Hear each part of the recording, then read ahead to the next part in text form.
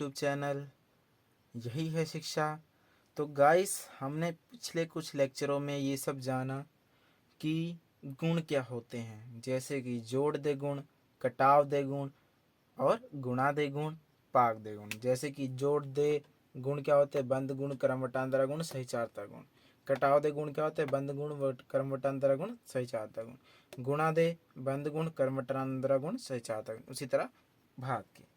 अब हम यहाँ पे ध्यान रखेंगे किस में, यानी वो जो गुण है वो लागू होता है, किस में वो लागू नहीं होता, यानी कि किस में इक्वल आ जाता है, किस में नॉट इक्वल आ जाता है। बस इतनी सी बात है जो मैं आपको यहाँ पे समझाना चाहता हूँ। सबसे पहले जो हमने गुण किया था बंद गुण जोड़ में, तो जोड़ में वो लागू था, ठीक है। फिर हमने घटाव में बंद गुण किया, उसमें भी वो लागू था। फिर हमने गुणा में भी किया, फिर उसमें भी वो लागू था। फिर हमने भाग में किया, फिर उसमें भी वो लागू था। अब बारी आती है क्रम वटांतरा गुण की। हमने जोड़ में क्रम वटांतरा गुण किया तो वो आपस में इक्वल था, यानी लागू हो रहा था।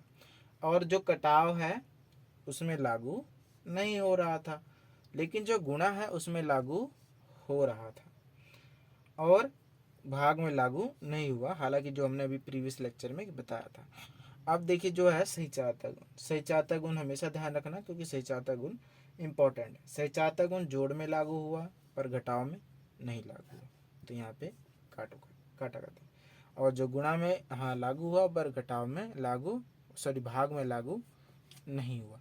तो ये कुछ टेबल है, ये मोस्ट इंपॉर्टेंट टेबल। अगर आपके माइंड में ये टेबल ध्यान से समझ में आ गया तो आप कभी भी आप भूलोगे नहीं कि हाँ, अगर वो पूछ भी लें, एक एक दो दो नंबर में क्वेश्चन आ जाता है, इंपॉर्टेंट क्वेश्चन आ जाता है कि जो गुणा में क्रम वटांतरा गुण लागू होता है या नहीं, या ये सही गलत में पूछ लेते हैं कि क्रम वटांतरा गुण जो घटाओं में लागू होता है कि नहीं। तो अगर आप उसको क्रॉस लगा दोगे ट्रू फॉल्स में तो आपको एक नंबर या दो नंबर मिल जाएंगे। तो